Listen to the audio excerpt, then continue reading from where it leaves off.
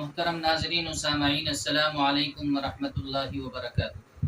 اللہ رب ذوالجلال کی ذات سے امید ہے کہ آپ سبھی حضرات خیر و عافیت سے ہوں گے۔ مزید اللہ سے دعا ہے کہ اللہ پاک آپ کو سدا خوش رکھے، آباد رکھے۔ ناظرین، انسان اس دنیا کے اندر بہت سارے رشتوں کے ساتھ بندھا ہوا ہوتا ہے۔ کچھ رشتے انسان کے خونی رشتے ہوتے ہیں، کچھ رشتہ داری اور قرابت کی بنیاد پر انسان سے متعلق ہوتے ہیں، اور کچھ رشتے ان کے علاوہ ہیں۔ ان تمام رشتوں میں سے ایک پاکیزہ اور خوبصورت رشتہ ہوتا ہے دوستی کا رشتہ۔ ناظرین، یہ رشتہ بہت خوبصورت بھی ہوتا ہے، بڑا نازک اور پائیدار بھی ہوتا ہے۔ اگر اس کی نزاکتوں پر عمل نہ کیا جائے، اس کے تقاضوں کو پورا نہ کیا جائے تو پھر یہ رشتہ بڑا نازک ہوتا ہے اور بہت جلد ٹوٹ جاتا ہے۔ اور اگر اس رشتے کی نزاکتوں کا پورا خیال رکھا جائے، اس کے تقاضوں پر عمل کیا جائے تو یہ رشتہ بڑا مضبوط اور پائیدار ہوتا ہے اور بہت دیر پا ہوتا ہے۔ ناظرین، اس رشتے کی اپنی زندگی میں ہر انسان کو ضرورت ہوتی ہے اور ہر انسان اس رشتے کا محتاج ہوتا ہے۔ اپنی زندگی میں ہر انسان کو تلاش ہوتی ہے کہ اس کا کوئی دوست ہو جس کے ساتھ وہ اپنی باتیں شیئر کر سکے اور جس کے ساتھ وہ اپنے دکھ درد بانٹ سکے۔ ناظرین، کہا جاتا ہے کہ انسان کا بھائی تو بازو کے مانند ہوتا ہے، لیکن انسان کا جو دوست ہے وہ انسان کے دل کے مانند ہوتا ہے، جہاں پر انسان اپنے راز دفن کرتا ہے اور اپنے دکھ درد کو وہاں پر رکھ کر وہاں سے سکون فراہم کرتا ہے۔ کسی حکیم نے تو دوست کی مثال چھتری اور چھاتے کے ساتھ دی ہے کہ جب انسان کے اوپر حالات، مصیبتوں اور پریشانیوں کی بارش برستی ہے، اس وقت یہ چھاتا بڑا کام آتا ہے اور اس وقت انسان کو اس چھاتے کی بڑی یاد ستاتی ہے۔ ناظرین، چونکہ ہم سب مسلمان ہیں اور اللہ رب ذوالجلال کے اوپر ایمان رکھتے ہیں، اسلام ہمارا مذہب اور دین ہے، تو اس سلسلے میں اسلام کی تعلیمات کیا ہیں، کون شخص ہمارا دوست ہونا چاہیے، دوست کی کیا خوبیاں ہونی چاہیے۔ ویسے انسان اس دنیا کے اندر جب اپنا دوست بناتا ہے، کسی کو اپنا دوست منتخب کرتا ہے، اپنا مصاحب اور ہمنشی کسی انسان کو بناتا ہے، تو اپنی پسند اور خواہش کے اعتبار سے انسان اس رشتے کو بناتا ہے۔ اپنی ضرورت کے تقاضوں کو دیکھتے ہوئے انسان اس رشتے کو بناتا ہے۔ لیکن قرآن اور حدیث اس سلسلے میں ہماری کیا رہنمائی کرتے ہیں؟ آج نبی کریم صلی اللہ علیہ وسلم کی احادیث کی روشنی میں اور قرآن کریم کی آیت کی روشنی میں ہم جانیں گے کہ کون انسان اس قابل ہے کہ جس کی مصاحبت اختیار کی جائے، جس کو اپنا دوست بنایا جائے۔ قرآن کریم پر ہم نگاہ ڈالتے ہیں تو ہمیں معلوم ہوتا ہے، یا ایھا الذین آمنوا اتقوا اللہ وکونوا مع الصادقین، ایمان والو اللہ سے ڈرو اور سچے لوگوں کے ساتھ رہو۔ جو وہ لوگ ہمارے مصاحب بنے، ہمارے ہمنشی اور دوست بنے، وہ اخلاق و کردار، زبان و گفتار اور عمل کے اعتبار سے سچائی اپنے اندر لیے ہوئے ہوں۔ جس انسان کے اندر یہ خوبی ہو، وہ اس قابل ہے کہ اس کو اپنا مصاحب اور دوست بنایا جائے۔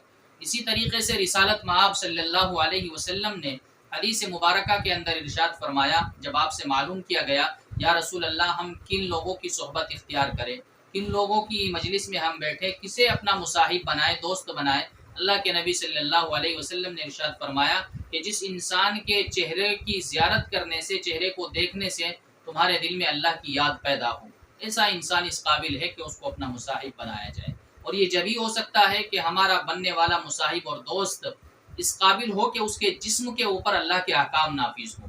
جس وجود پر اللہ کے احکام نافذ ہوں گے، یقیناً اس کو دیکھنے سے اللہ کی یاد تازہ ہوگی۔ دوسرے نمبر پر اللہ کے نبی نے ارشاد فرمایا کہ اس انسان کی گفتگو سے، اس کی بات چیت سے تمہارے علم کے اندر اضافہ ہو۔ جس انسان کی گفتگو باوقار ہو، سنجیدہ ہو اور اس کی گفتگو سے ہمارے علم میں اضافہ ہوتا ہو، وہ انسان اس قابل ہے کہ اس کو اپنا دوست بنایا جائے۔ جو انسان کچھ بھی بکتا ہو، زبان پر جو آئے اسے ہی بکے جا رہا ہو، ایسے انسان کی صحبت سے، ایسے انسان کو دوست بنانے سے انسان کو دور رہنا چاہیے۔ تیسرے نمبر پر اللہ کے نبی نے ارشاد فرمایا کہ جس انسان کے عمل سے تمہارے دل میں اپنی آخرت کی فکر اور آخرت کا یہ تیاری کا جذبہ اور شوق پیدا ہو، ایسے انسان کی مصاحبت اختیار کرنی چاہیے۔ تو یہ تین خوبیاں ارشاد فرمائی، جس کے دیکھنے سے اللہ کی یاد پیدا ہو جائے، جس کی گفتگو سے، جس کی بات چیت سے انسان کے عمل میں اضافہ ہو، اور جس کے عمل سے انسان کو اپنی آخرت کی تیاری کا شوق اور جذبہ پیدا ہو، ایسا انسان اس قابل ہے کہ اس کی مصاحبت اختیار کی جائے۔ حدیث پاک کے اندر نبی کریم صلی اللہ علیہ وسلم نے اس رشتے کی خوبی اور برائی کو ایک مثال کے ذریعے سمجھایا ہے۔ نبی کریم صلی اللہ علیہ وسلم نے ارشاد فرمایا کہ اچھے دوست کی مثال عطر فروش کے مانند ہوتی ہے، اور برے دوست کی مثال اس لوہار کی اور آہنگر کی طرح ہوتی ہے جو بھٹی کے اندر لوہے کو تپا کر کے اس کے آلات تیار کرتا ہے۔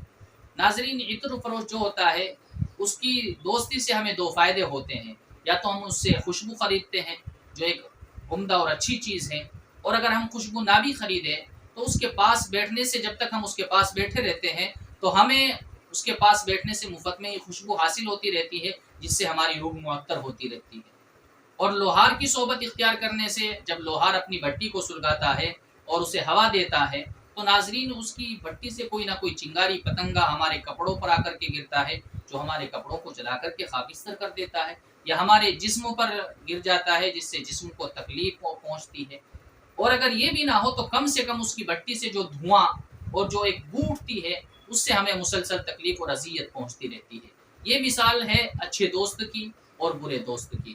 ناظرین، چونکہ انسان کے جو دوست ہوتے ہیں وہ اس کی پہچان بن جاتے ہیں، انسان کے دوستوں سے اس کی پہچان کی جاتی ہے۔ اچھے لوگوں کے سے تعلق رکھنے والا انسان، اچھے لوگوں کے پاس بیٹھنے والا انسان اچھا سمجھا جاتا ہے، برے لوگوں کے ساتھ رہنے والا انسان، برے لوگوں سے تعلق رکھنے والا انسان برا سمجھا جاتا ہے۔ اس وجہ سے ہم سب کو اپنی زندگی میں اس بات کا خاص خیال رکھنا چاہیے کہ ہمارے جو دوست ہوں وہ ان صفات کے حامل ہوں۔ مذہب اسلام اللہ کا محبوب دین ہے، اور اس لیے ہم سب کے لیے دنیا اور آخرت دونوں جہاں کی کامیابی کا ضامن ہے۔ اس لیے اللہ رب ذوالجلال نے اور اس کے نبی صلی اللہ علیہ وسلم نے ہمیں دوستوں کے بارے میں جو ہدایت دی ہے وہ ہدایت ہمارے لیے بہت اہم ہے۔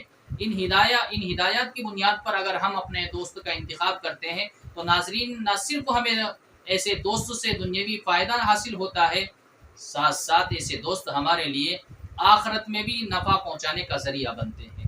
تو ناظرین، ہم سب کو اپنا دوست منتخب کرتے وقت ان چیزوں کا ضرور خیال رکھنا چاہیے، اور اگر خدا نخواستہ ان صفات کے علاوہ لوگوں کو ہم نے اپنا ہمنشی اور دوست بنا لیا ہے تو ہم ایسے لوگوں کی صحبت سے جو اپنے آپ کو جتنا جلد دور کر لیں گے اتنا ہی زیادہ فائدہ ہوگا۔